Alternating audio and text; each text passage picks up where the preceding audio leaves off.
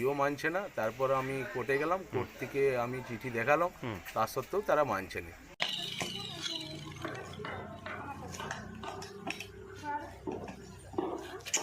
আপনারা দেখছেন বাংলার আওয়াজ। ঘাটালের খড়ার পৌরসভার ৮ নম্বর ওয়ার্ডের বাসিন্দা প্রদীপ সাঁতরা মিউটেশন না করেই যৌথ দাগের ওপর জোরপূর্বক নিজের পছন্দমতো জায়গাতে বাড়ি নির্মাণ করছেন, এমনটাই অভিযোগ করছেন অসিত সাঁতরা। খড়ার পৌরসভার ৮ নম্বর ওয়ার্ডের বাসিন্দা অসিত সাঁতরা বলেন, কোর্টের ইনজাংশন লেটার থাকা সত্ত্বেও তারা জোরপূর্বক বাড়ি নির্মাণ করছেন। অসিত সাঁতরা এটাও বলেন, পৌরসভার চেয়ারম্যানকে ইনজাংশন লেটার ও লিখিত আকারে অভিযোগ করা সত্ত্বেও বাড়ি নির্মাণের কাজ চালু রেখেছে প্রদীপ সাঁতরা। অসিত সাঁতরার কথায়, কোর্টের কাজকে বুড়ো আঙুল দেখিয়ে বাড়ি নির্মাণ করে চলেছে প্রদীপ সাঁতরা। পৌরসভার চেয়ারম্যানের কথা অনুযায়ী কাজ বন্ধ করার নির্দেশ দিয়েছেন, এমনটাই জানান পৌরসভার চেয়ারম্যান বাংলার আওয়াজকে। কিন্তু তবুও কাজ চালু আছে, এটা কি করে হয়? অসিত সাঁতরা বলেন, আমি খড়ার পুলিশ ফাঁড়ি গেছি, পৌরসভায় গেছি, কোর্টের কাগজ এনেছি, তা সত্ত্বেও বাড়ি নির্মাণ বন্ধ হয়নি। তাহলে আমি কোথায় যাব? বিষয়টা প্রশাসনের দেখা উচিত যে কারা ওই প্রদীপ সাঁতরাকে সাহস যোগাচ্ছে বা কোর্টের কাগজকে অমান্য করছে, এটা দেখার। অসিত সাঁতরা কি বলছেন শুনুন। ঘাটাল থেকে নকিবুল ইসলামের রিপোর্ট, দেখছেন বাংলার আওয়াজ, সত্যের সাথে মিথ্যার বিরুদ্ধে। এটা হচ্ছে আমাদের জমি জায়গা সংক্রান্ত।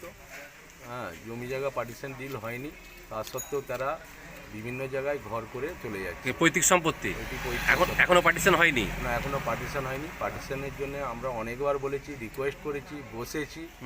বসার পরে তারা করছে না। তারা কে করছে, কে মানছে নি? ওই প্রদীপ সাঁতরা, উনি কি করছেন, বাড়ি করছেন? উনি এখন বাড়ি করছেন। আপনার নাম? আমার নাম অসিত সাঁতরা।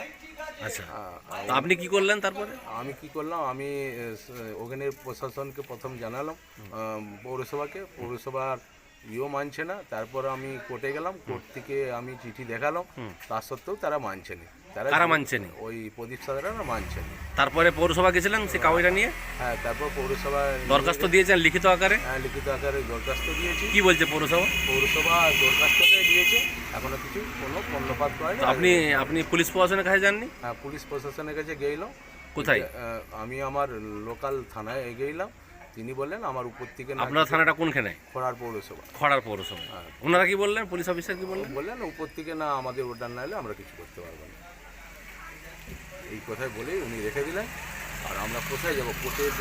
কোর্টের আইন ওনারা মানছেই না, তাহলে আমরা কোথায়? আমি নিজে একজন হ্যান্ডিক্যাপ, আমার হ্যান্ডিক্যাপ, আমি কিছু করতেই পারছি না, আর ওরা কিছু দেখছেও না। পৌরসভাও ধ্যান দিচ্ছে নি, পুলিশও ধ্যান দিচ্ছে নি? না, কোনো কেউ ধ্যান দিচ্ছে না। আর যাদেরকে দেখাচ্ছেন, যাদের সাথে আপনার তো রক্তের সম্পর্ক, তাদেরকেও যে কাগজটা দেখাচ্ছেন কোর্টের, তারাও কোর্টের কাগজটা মানছেন না, তারাও কিছু মানছে না।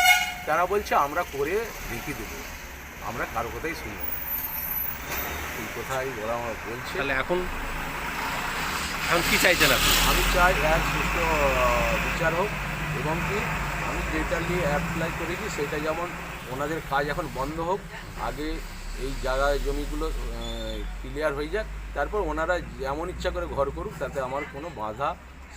কোর্টের কাগজে তো মনে হয় লেখা আছে 5 তারিখে একটা ইনকোয়ারি হওয়ার সম্ভাবনা আছে। হ্যাঁ, 5 তারিখে এনে তারা ওইসব বলছে মানময়নি। কোর্টকে তারা কি বলবো, এক প্রকার বুড়ো আঙুল দেখিয়ে তারা জোরপূর্বকভাবে কাজ করছে।